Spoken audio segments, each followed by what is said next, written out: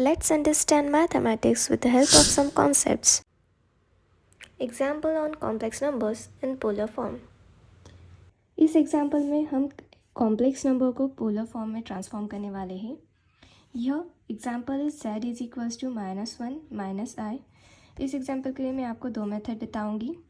For that पहले हम समझ लेते हैं कॉम्प्लेक्स नंबर किस फॉर्म में लिखा जाता है.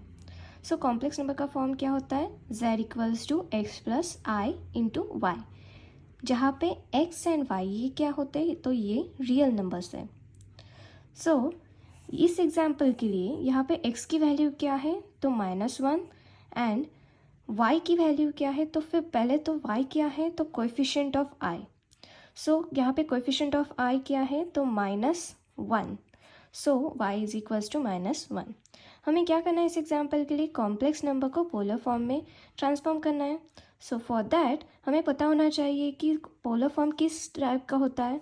सो पोलर फॉर्म होता है z is equals to r bracket cos theta plus i sine theta के एंगल, जैसे कि हम रेडियन फाइंड आउट करते हैं बेसिक. तो थीटा के कौन कौन से रेडियन पता होते हैं हमें? तो पहले तो 0 रेडियन. उसके बाद क्या होता है? तो पाई बाय 30 डिग्री के लिए हम क्या कहते हैं? तो पाई बाय 6 रेडियन. 30 के बाद हम लेते हैं 45 डिग्री के लिए क्या होता है? Pi by 4 radian. उसके बाद पाई बाय 60 डिग्री के लिए पाई बाय 3 रेडियन. एंड उसके बाद होता है 90 के लिए हम क्या लिखते हैं? तो पाई बाय 2 रेडियन. सो अब इसके लिए हम सबसे पहले क्या करें? हमें कितने बेसिक ये जो एंगल्स है ये हमारे बेसिक एंगल्स है. साइन थीटा के बेसिक एंगल्स. इसके लिए 0 के लिए वैल्यू क्या होती है? साइन 0 की वैल्यू होती है 0. साइन 30 डिग्री क्या होता है? Sign 30 degree. साइन 0 की वैल्यू होती है 0. साइन 30 डिग्री की वैल्यू होती है साइन 30 की वैल्यू होती है 1/2. उसके बाद साइन 45 की वैल्यू होती है 1/√2. एंड देन आफ्टर साइन 60 की वैल्यू होती है √3/2. एंड लास्टली साइन 90 की वैल्यू होती है 1 डिग्री क्या होता है? 1 cos 30 डिग्री क्या होता है? √3/2. cos 45 डिग्री क्या होता है? 1/√2. cos 60 डिग्री क्या होता है? 1/2. And then after cos 90 degree वो क्या होता है? तो 0. अब देखिए यहाँ पे 1 कहाँ पे? इस साइड है. सेम यहाँ 45 पे है और 60 पे है. लेकिन हमें कॉमन डिनोमिनेटर ऐसा नंबर लेना है जो कि एक सेम एंगल के लिए आना चाहिए. अभी कॉमन डिनोमिनेटर कौन कौन सा है? 1 भी होना चाहिए और डिनोमिनेटर कॉमन भी आना चाहिए. यहाँ पे 1 है, √2 है. अगर हम ये लेते हैं लेकिन यहाँ का एंगल क्या है? 30 डिग्री है. यहाँ पे क्या है? 30 डिग्री के लिए √3/2 है. इसलिए हमें क्या लेना पड़ेगा? 45 डिग्री का एंगल लेना पड़ेगा. इसके लिए हम क्या करेंगे? मल्टीप्लाई, इस पार्ट को मल्टीप्लाई एंड डिवाइड करेंगे by √2. Multiplying √2 and dividing by √2. अभी इससे हमें पोलर फॉर्म में लिखना था. मैंने क्या कहा था सबसे पहले? कि हमें आर फाइंड आउट करना है. आर क्या है? आर जेड क्या है? R cos theta plus i sine theta. तो इसके लिए हम क्या करेंगे? √2 -1/√2 माइनस साइन भी लिखना ज़रूरी होता है, लेकिन फ़िलहाल के लिए हम उसको निगलेक्ट करें. लेकिन हमें लिखने के लिए आना चाहिए वो. अब यहाँ पे by comparing the polar form, this polar form by comparing with polar form we get r equals to √2 and cos theta equals to -1/√2 and sin theta equals to -1/√2. देखिए हमने क्या किया? कंपेयरिंग किया इस फॉर्म को पोलर फॉर्म से. यहाँ के ब्रैकेट के बाहर कौन मल्टीप्लाई? r है, इसलिए r and √2 and cos theta यहाँ पे है और i का कोएफिशिएंट sin थीटा है. सो sin थीटा यहाँ पे क्या है? उसका कोएफिशिएंट -1/√2. सो -1/√2 दोनों की वैल्यू है.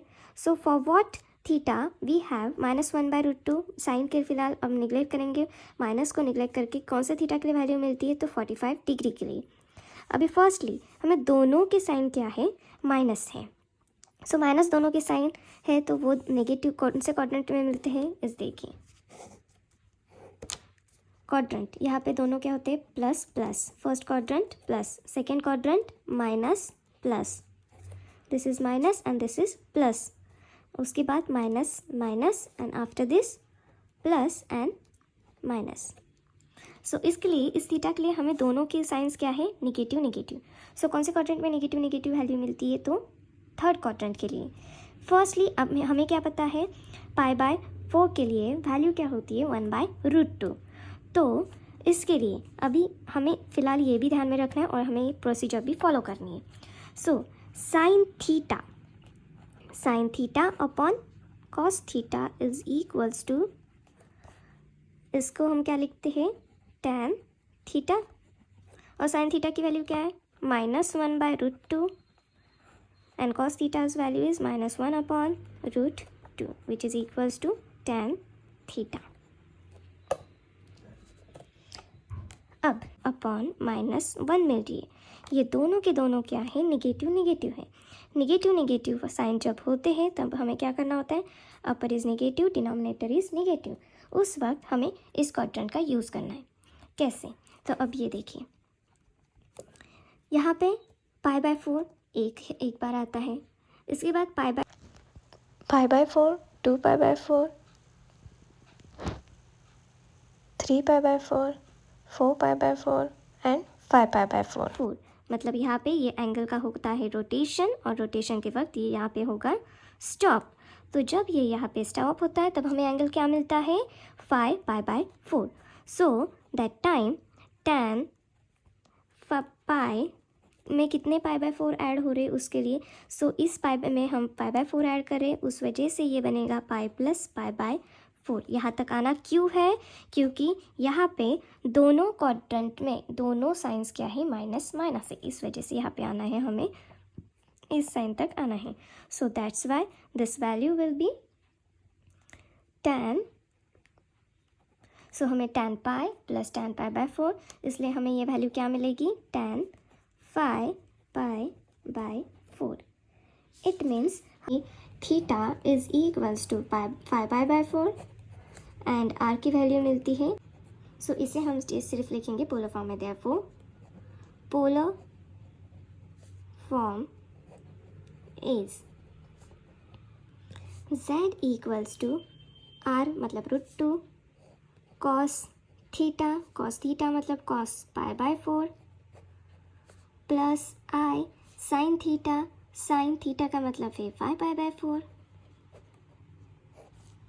इस एग्जाम्पल की सेकेंड मेथड देखेंगे नेक्स्ट वीडियो में. Please like, share and subscribe my channel. Thank you for watching.